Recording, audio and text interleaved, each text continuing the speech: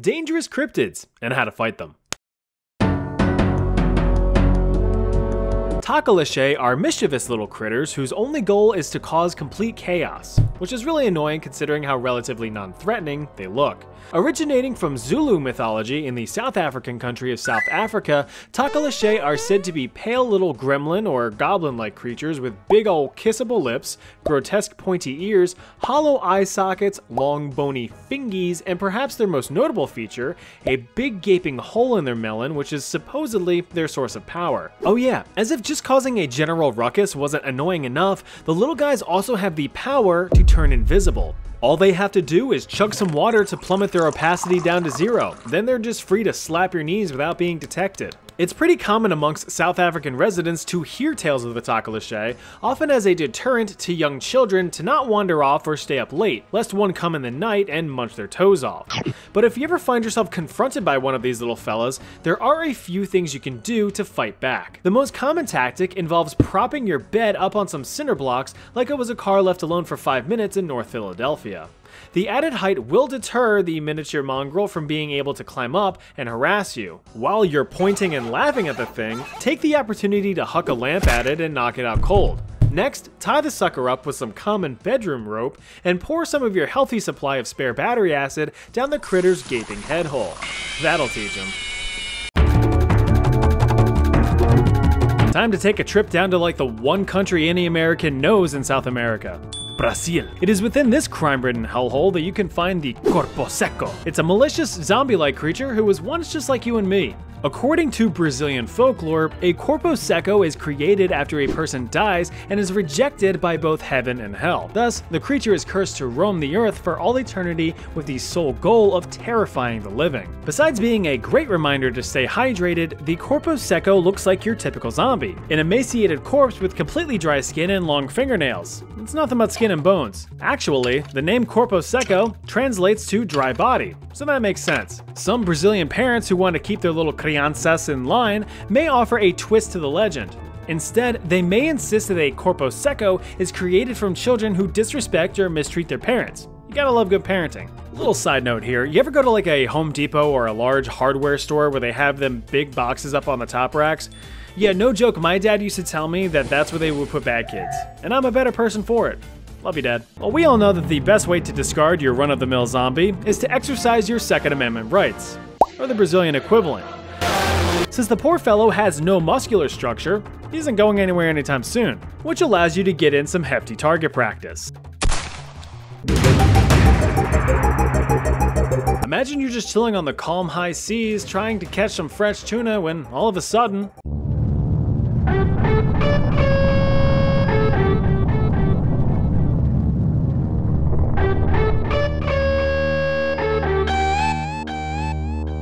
oh, come on. This is an Umibozu, and he's pissed. What you doing in my waters? Umibozu are Japanese spirits described as several meter tall humanoid black figures which reside in oceans, seas, and bays. They are believed to be the vengeful spirits of monks who were previously murdered and cast into the sea.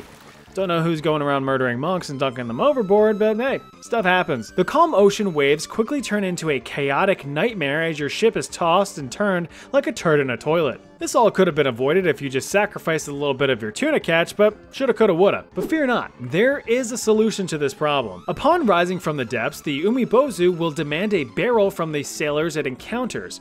If you present the barrel to the big nude dude, he will be most thankful, returning his gratitude by completely reducing your ship to toothpicks. Your best bet is to actually give him a bottomless barrel, which will just end up confusing the big Umibozu as you laugh and sail away at a whopping 5 miles per hour. But if that also fails, you could always just radio in a volley of shells from the 460mm Type 94 triple turrets mounted on your backup battleship, the Yamato, which is just one of over 600 ships you can choose from in World of Warships.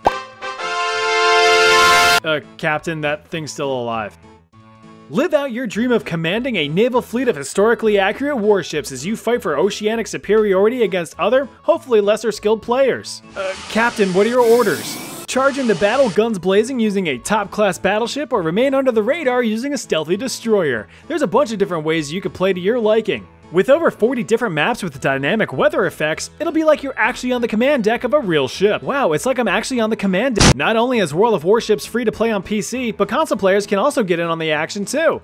New content is released every month, so there's always something new to do. Captain, the fleet! Dive into this absolute masterpiece of warfare simulation today using the link in the description. Just use code BRAVO to get some free goodies to help get you started. You'll get 7 days of free premium access, 500 doubloons, 1.5 million credits, and a free ship after you complete 15 battles.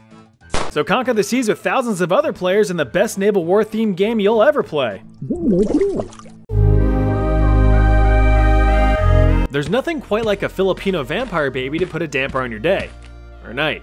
Enter the Tiyanak, a chubby little Filipino vampire baby.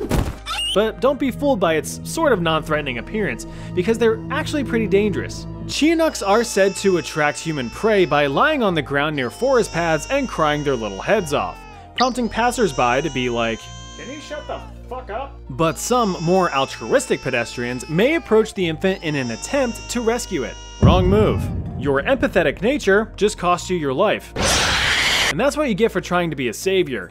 In your last conscious moments of severe torture pain, you may ask yourself, where did this Tiyanak even come from? While some believers in the Filipino community claim that the terrifying tyke is the offspring between a respectable young woman and a horrifying but equally respectable demon. After doing the do and slopping out the nefarious newborn, the new parents make like a tree and fuck off. This, understandably, angers the baby, who quickly develops abandonment issues while its mother brags to her friends about being dicked down by a literal demon. Thanks to multiple trauma-induced synapse connections, it has no choice but to seek vengeance on anyone unfortunate enough to come across it. Like you. So in the event that you approach an abandoned crying demon baby, be sure to quickly give it the old factory reset by jamming your finger into its soft spot. This will instantly calm the beast while simultaneously destroying all cognitive ability.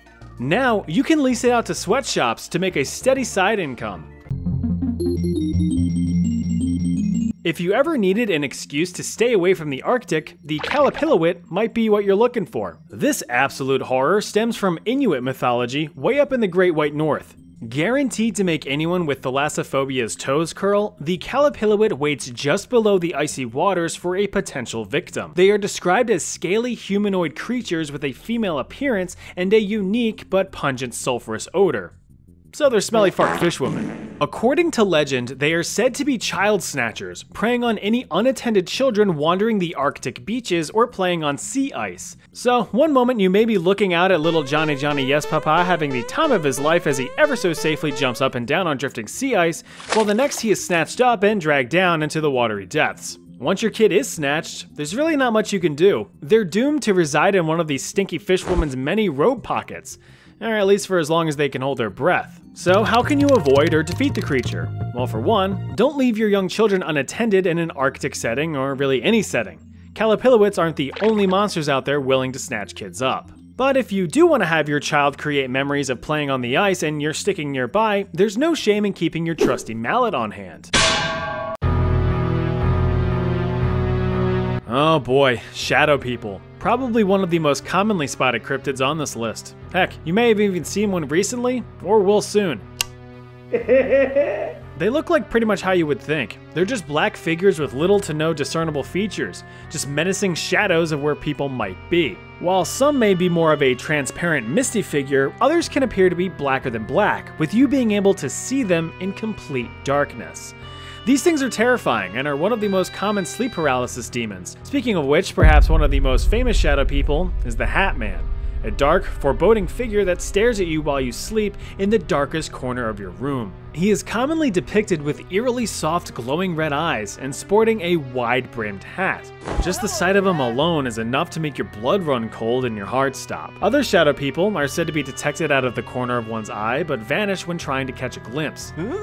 So actually back in the day I had this one incident where I was absolutely shredding on Guitar Hero 3. I was trying to get through FCP Remix on Expert, and I remember that my hearing just started going out. It was like I could only hear TV static.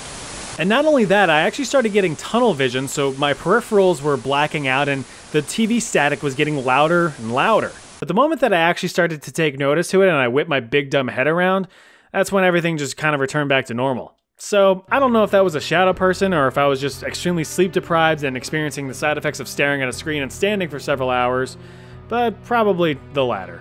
Anyway, if you want to avoid any and all shadow people from popping up in your life, there's really only one solution. You're gonna always need to be in a room that's brightly lit from multiple angles to eliminate any shadows. Sure, your sanity and your electric bill's gonna take a beating, but hey, at least you won't be seeing any shadow people. The Bloop. Now this one's a bit of a mystery, as the only evidence for its existence is a small clip of audio picked up from a deep-sea hydrophone far off the coast of South America in 1997. The audio is of an extremely loud, low-frequency sound from the Pacific Ocean's darkest depths. The sound was actually so loud that it could be heard from over 5,000 kilometers, or about 54,000 Statue of Liberties, away. Take a listen.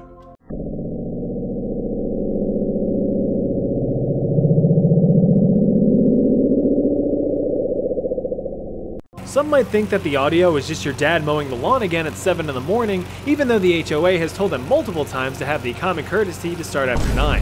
But others find the audio to be distressing and mysterious, leading to rumors and whispers of the Bloop, a terrifying aquatic supergiant that has proportions way beyond what we have previously known to be possible for deep-sea creatures. Some have argued that in order to produce such low-frequency vibrations, the creature would have to be over 250 feet long, over 2.5 times the length of a blue whale, the largest known animal on Earth. So is it a nightmare-inducing ultra-mega whale capable of casually deep-throating other whales?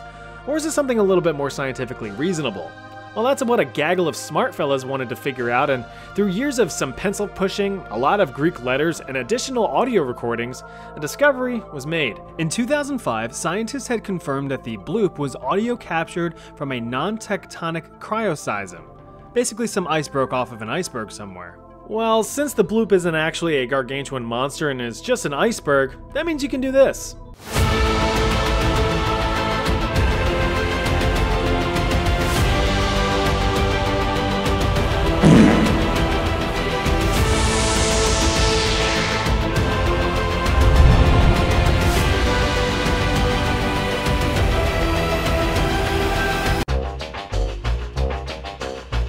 Spring-heeled Jack, rarely referred to as Jumboots Jamstrang by a select few, is a humanoid cryptid that was active in Victorian England. This bouncy butthole is basically what kids thought life would be like when they begged their parents for moon shoes. The name is derived from the man-like creature's ability to perform acrobatic leaps well beyond the capabilities of any normal human, hopping up to rooftops in a single bound. Parkour! Looking like a rejected British Batman, Spring-heeled Jack was first spotted in the early 1800s in London, England, and he was quite the bastard, performing all kinds of despicable deeds, such as leaping onto carriages and crashing them, or assaulting young women and ripping their shirts with his metallic claws. The most famous sighting came from a young woman in 1838 who claimed that one night a man impersonating a police officer had lured her into the street. When she shed some candlelight upon him, it revealed a grotesque face and burning red eyes. She had claimed that the man spewed white and blue flames at her and leapt towards her, cutting her neck and breast with his sharp metal claws before being scared off by the woman's sister who came to the rescue. Just 9 days later, another young woman had a similar encounter, stating that a man had spit blue fire in her face and attacked her. And before you suggest it, no, Jack the Ripper didn't surface until 50 years after these incidents, so it was highly unlikely that it was the same person. So how do you fight back against a jumpy jerk like Spring-heeled Jack? Just keep a pocket knife on you. A good slice to both Achilles tendons will do the trick.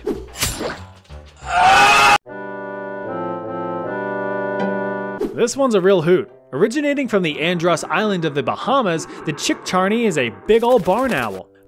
This ornithic nightmare stands at 3 feet tall with creepy long legs, a large wingspan, and humanoid arms used to twist the heads of its victims. Mr. Owl.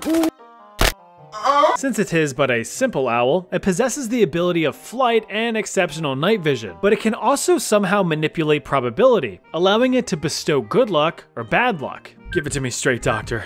Is my wife gonna live? Probably. Ah, wait, never mind. But it has to be said, even though it is a big dangerous bird, it's still a bird nonetheless. And what better way to get rid of a big old bird than with a big old musket? And with that, you now have what it takes to survive against some cryptids. you know, if they were real. If you want to survive something else, you can download World of Warships using my link below. Be sure to use code BRAVO for them free things to get you started. But before you do that, here's another video. I'll see you there.